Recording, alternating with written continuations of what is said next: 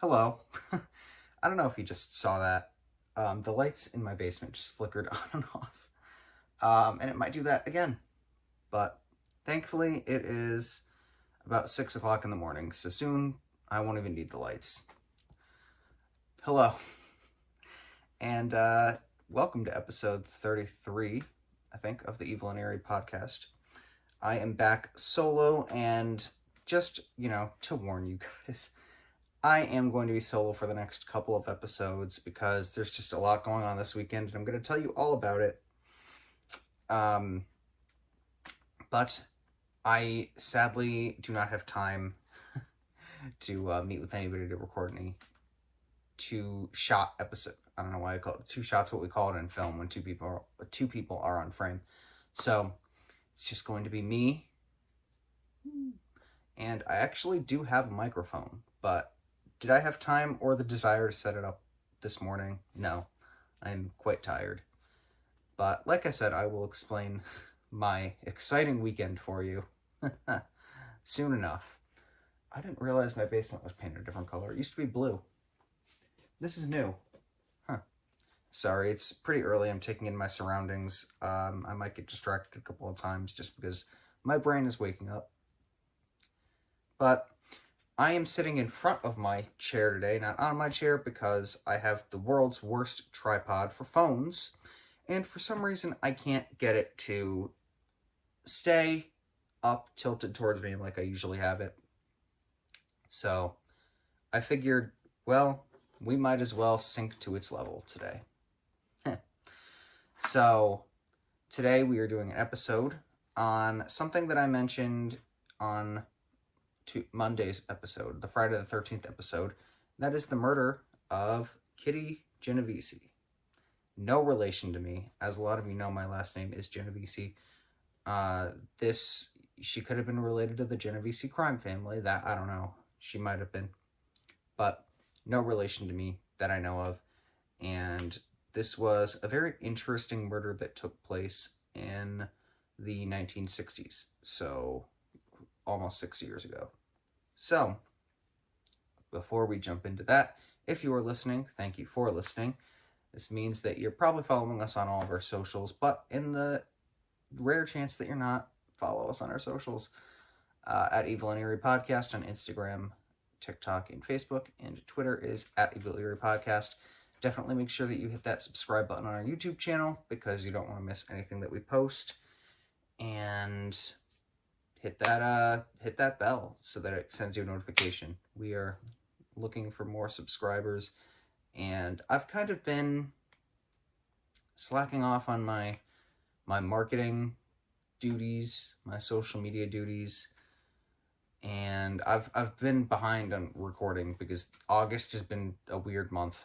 But when September comes around, I'm actually going to be working remotely more, which is crazy because I work in community access television, and we actually are a hell of a lot busier during the school year, just because we tape high school sporting events that go on in West Hartford, where I work. I'm just giving you guys all the details now. Is really big into their high schools. They have two high schools that are really big football schools. So going to be recording a lot of those, but for the most part I'm going to be working remotely, so I'll actually have a lot more time to work on some stuff. And like I said, I do have another podcast that I want to do. Originally I was going to call it Shit Shooting, but I think I can come up with a better name than that. I think I'm being a little bit lazy. So that is on the horizon. Super excited for that. And that's not going to be Evil and Eerie themed, but it could cross over into something Evil and Eerie. It's going to be very sporadic topics, random almost, but they're going to be a lot of fun. It's going to be no filter, and by no filter, I mean I am going to have some filter, but it's, for the most part, I'm going to get down and dirty. And there's no telling where that one's going to go, so that one's going to be a lot of fun, and hopefully I will get somewhere with it. I'm also writing a book. I I think this one's going to be, numerous times over the past couple of years, I've started planning out books to actually, I wrote one, going into my freshman year of college that summer. I wrote one. It was shit. No, you can't read it because I'm not letting anyone read it. It was awful looking back on it. I mean, for the time, having just like been a high school graduate, it was good, but I have grown a lot as a writer in those 4 years. So I'm thinking this is going to be the one. I've tried a couple of times over the past couple of years to plan out books. It hasn't gotten me anywhere. I think school honestly has gotten in the way of it. But now that I'm done with school, I'm going to be working remotely. I'm going to have a lot of time for it. So aside from the podcast, I need to get crack-a-lacking on that book. And it's going to be a thriller / mystery, but it's also going to have a lot of layers of comedy in it, like this show. So I'm super excited for that, and hopefully I will make it big off of that book. If any of you listening have any connections in the literary publishing world, hit me up. So I'm also sorry if I'm like not making eye contact with the camera. If you're watching me on YouTube, if I do this, I'm making eye contact with it because the lens is over there. But I'm just looking in this direction, so I'm not one of those people that doesn't make eye contact. I just have the camera facing the wrong way, and I'm not fixing it. So before we jump into Kitty Genovese, this weekend, like I said, I didn't have time to record with Michelle this week. We were going to, but that plan got canceled. And then Megan, Luca's still in Luthera, so she's irrelevant. Do you like my new hat? Still Yankees, but it's a black one. And the other, who's the other one? Megan. Listen to me. Who's the other one? Megan and I are I'm going to see Megan this weekend. We're going to be working on a short film in northeastern Connecticut. No, northwestern. Sorry, northwestern Connecticut. And I'm the production manager. Megan is the sound mixer. And that is Friday and Saturday. And I'm up super early today because I have to get up super early tomorrow and Sunday. Oh Lord, I'm recording 2 episodes today, maybe 3. So I will talk about me and sleep in the next episode because we are not friends. It's time to get into Kitty Genovese, though. I've wasted enough. I've been chattering enough. So let's just jump right in. So this is a case based on Catherine Kitty Genovese. And so she was born in Brooklyn, New York, and she had 4 younger siblings. She was Italian American, if that wasn't any indication enough. Her last name Genovese, very Italian name. So she was Italian American. So she was raised Catholic, as a lot of Italian Americans in New York in the 1930s are. She was born in 1935, by the way. And so she went to an all-girls Catholic high school. She was said to have a very sunny disposition. Everyone loved her. Her mother, actually, this is kind of like a weird kind of like foreshadowing. Her mother witnessed a murder, and they moved after that to New Canaan, Connecticut. So, again, another tie to Connecticut. We have too many ties. I feel like every one of these episodes can be tied to Connecticut. I actually don't know where New Canaan is, though. And now I'm curious, so we're going to click on the link and see where... Okay, that's... Alright. That's way down south, near New York. Go figure. So, she graduated from high school in 1954, but she stayed in Brooklyn with her grandparents because she had a wedding coming up, and it's very interesting that she got married for a specific detail about Kitty Genovese that I will share soon. They wed later that year, but that year as well, the marriage got annulled, so it didn't even last a couple of months. She moved into an apartment in Brooklyn. She worked a lot of clerical jobs, but she didn't like any of them. She had accepted a position as a bartender in the late 1950s, and by August 1961, just 3 years before everything went down, she was doing bookmaking. She was taking bets on horse races. She was arrested for it because, I, I'm not sure of all the legalities of that. I'm assuming it had to have been illegal. She was fined $50 and lost her job. Oh my god, a $50 fine. So she held, she held another bartending position at Ev's 11th Hour on Jamaica Avenue and 193rd Street in Queens, and was soon managing the bar on behalf of its absentee owner. She was working double shifts, she was saving money, she was doing very well for herself, and she wanted to use it to open up her own Italian restaurant. You know what? She knew what she was doing. Good for her. She had a goal. So this is why I found the fact that she was married very interesting. I might sneeze, by the way, because I feel my nostrils flaring up. She actually, in 1963, met Marianne Zielonko, which I'm assuming is a Polish name. Don't quote me on that. I don't know why I don't know. Okay. I don't know why that matters, but it's just, that's my mind. Whenever I see a last name, I'm like trying to figure out what nationality it is. Who she actually entered into a relationship with. So it makes sense as to why the marriage was annulled. Kitty Genovese was, in fact, a lesbian.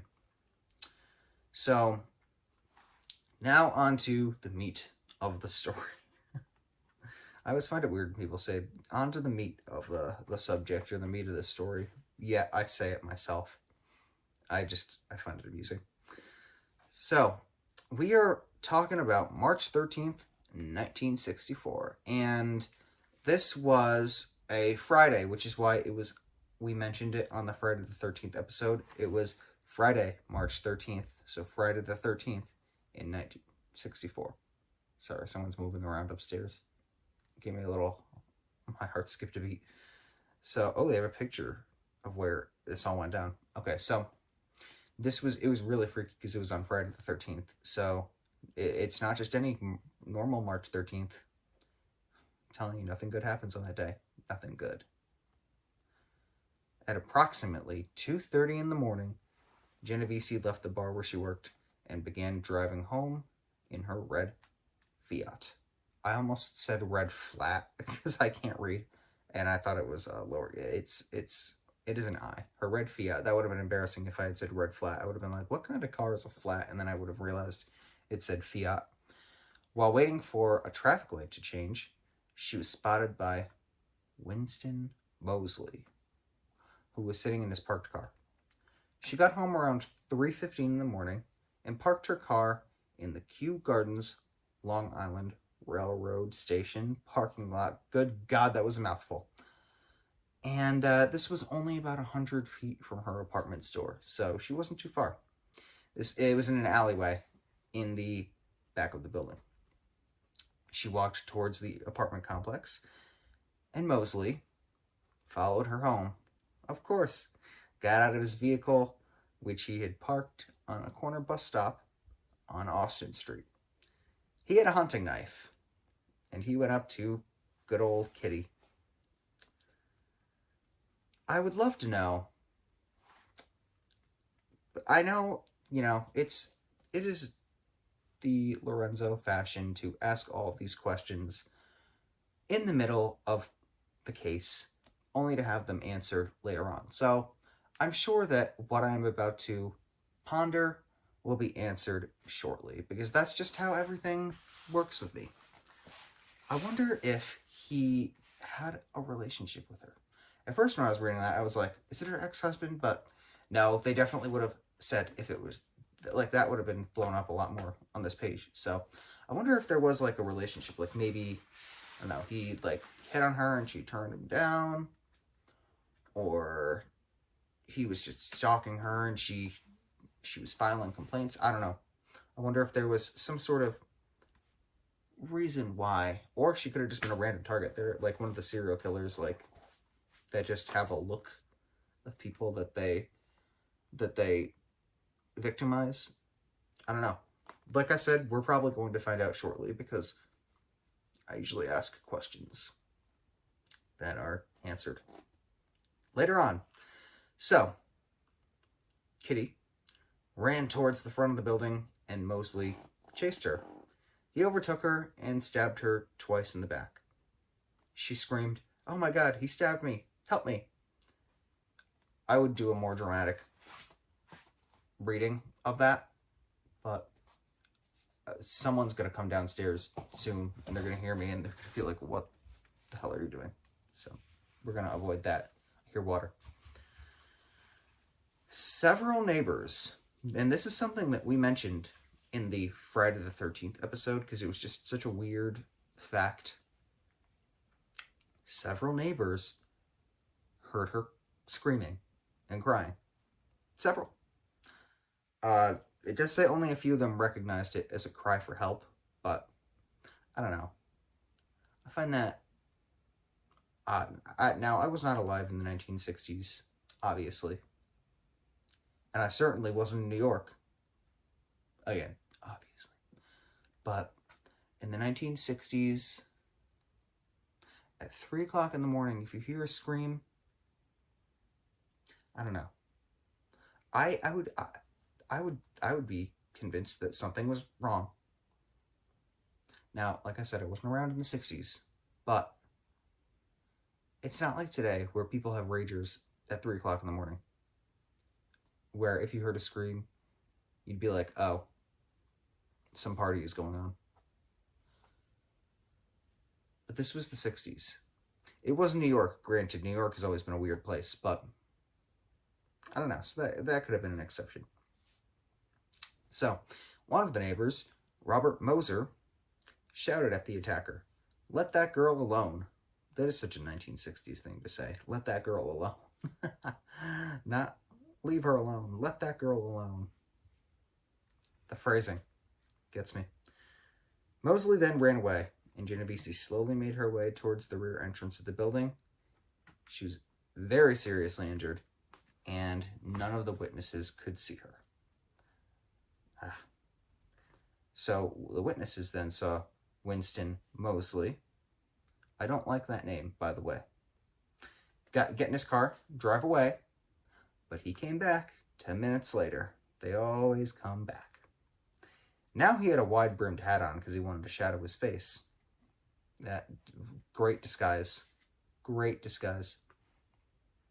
And as if he didn't do enough damage, he systematically searched the parking lot, the train... I don't know if I said that weird. The train station, and an apartment complex. He found her. She was barely conscious, lying in a hallway at the back of the building, where a locked door had prevented her from going inside. So she was trying to escape. Sadly, she didn't make it, and because of the locked door, she just had to basically surrender to that back room. I don't know why he went back. He must have known in the back of his head he didn't, I don't know. I mean, it doesn't make sense that he left. I mean, like, if the guy that shouted "let her alone" or whatever was, threatening to him, wouldn't he have been scared enough to stay away permanently? Or, I don't know, maybe he was demented. I mean, obviously he was demented, he killed her, but... So, they were completely out of view of the street. Nobody could see them. And nor, regardless of whether they were on the... Sorry, like I said, guys, it's early in the morning, so bear with me on this, on my speech. Regardless of whether they were driving on the street or whether they were neighbors that could potentially see, they were completely out of view of everybody now. Everybody. So, he stabbed her several more times. He assaulted her sexually, which I didn't know. I knew the stabbing part. I didn't know that part. Scumbag. He stole $49 from her, and he ran away again. The attacks approximately spanned half an hour. That is rough. That is rough to go that long. Being the poor girl. The knife wounds in her hands suggested that she was trying to defend herself from him. A neighbor and a close friend, Sophia Farrar, found her after the second attack shortly after and comforted her until the ambulance arrived. So the earliest calls to the police are not clear, and they were not very heavily prioritized. It happened 4 years before the 911 emergency call system was implemented in New York City. Unfortunately, I don't know why it took 4 years later to do that after something like this, because I'm assuming this wasn't the only one in New York. New York was a very high crime. Still is, but especially in the 60s. So, which is why I'm still concerned. I'm still questioning why nobody did anything about the screams. I don't know.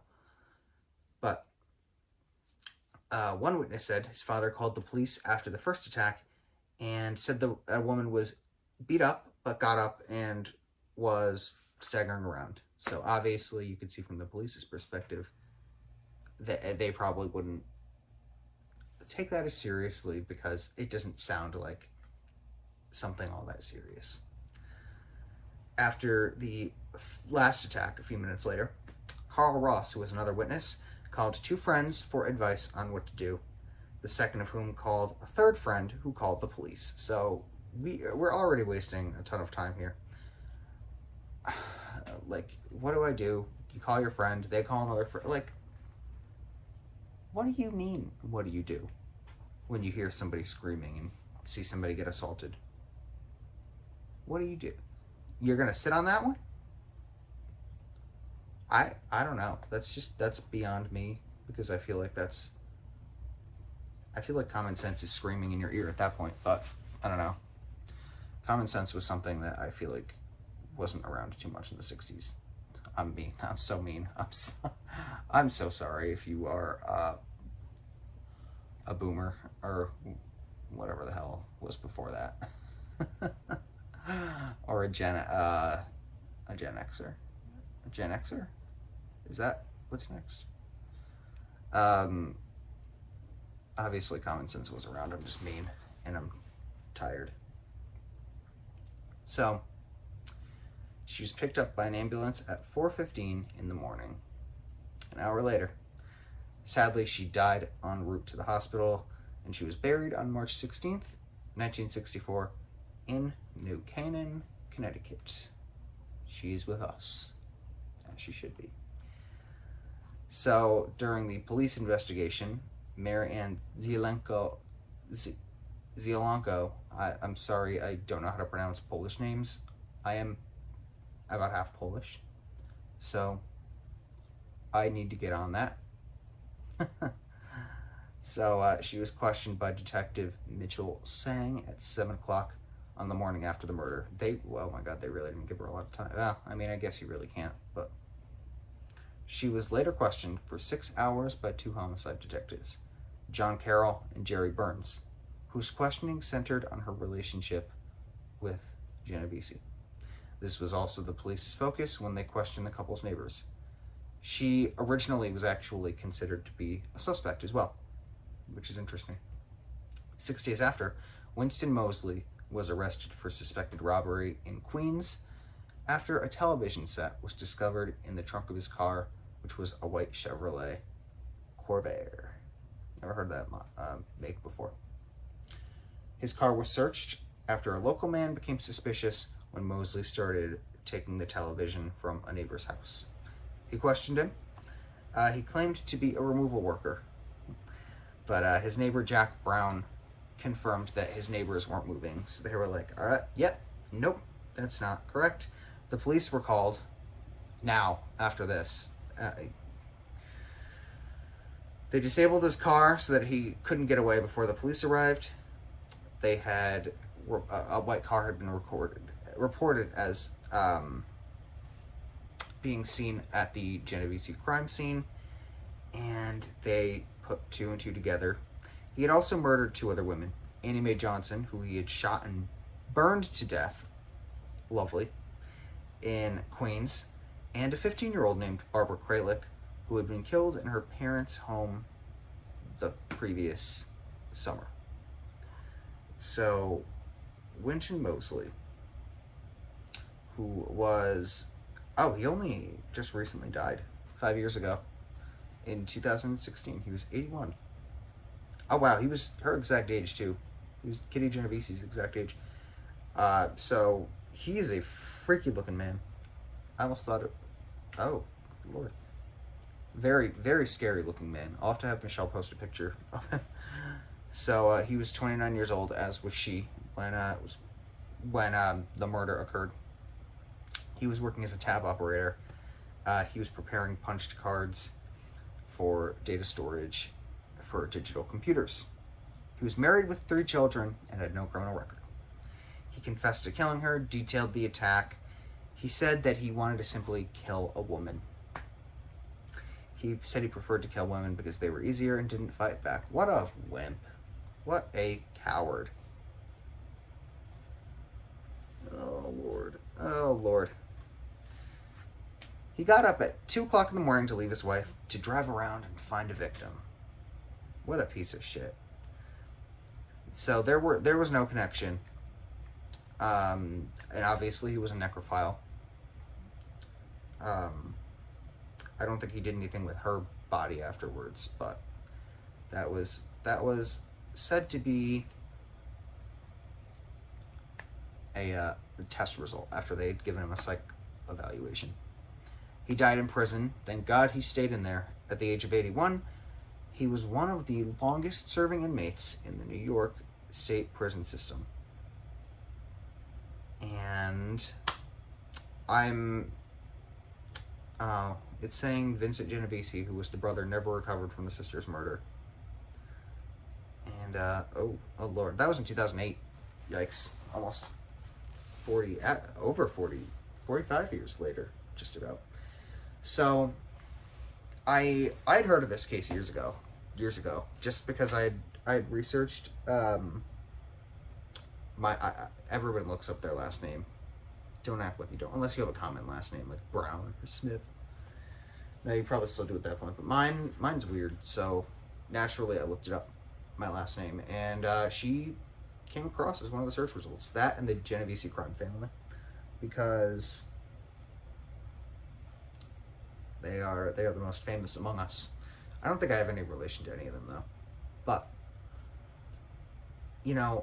so I'd heard of her case, and I knew the premise of it. I didn't know, there were some things I didn't know upon, until doing this viewing, but I had known the gist of the case, and it is the textbook definition of a random murder, I feel like. Like, literally, she was just in the wrong place at the wrong time, and sometimes, usually we cover murders on this when we do cover murders in this program, what am I, 80? We do ones with motives, just so we can evaluate them. But sometimes, and I'm saying sometimes, not all of the time, sometimes the ones with no motive are the more interesting ones. And I'm not saying all the time, and I know a lot of you are going to disagree with me. I'm saying sometimes.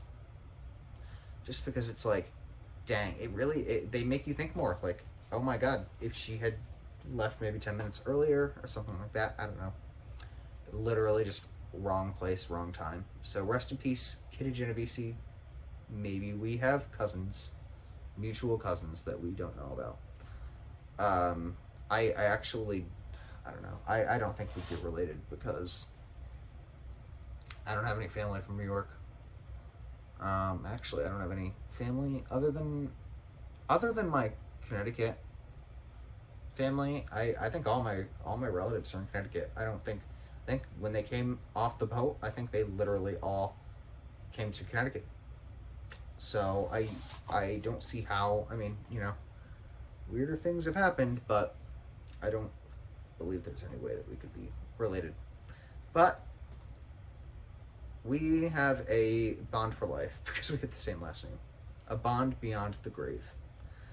But anyway, can't believe we're already a half hour in, which means I am doing good. And I have more to go today. So I'm going to be cutting these episodes kind of at around the half hour mark, just because I need to get some shows out.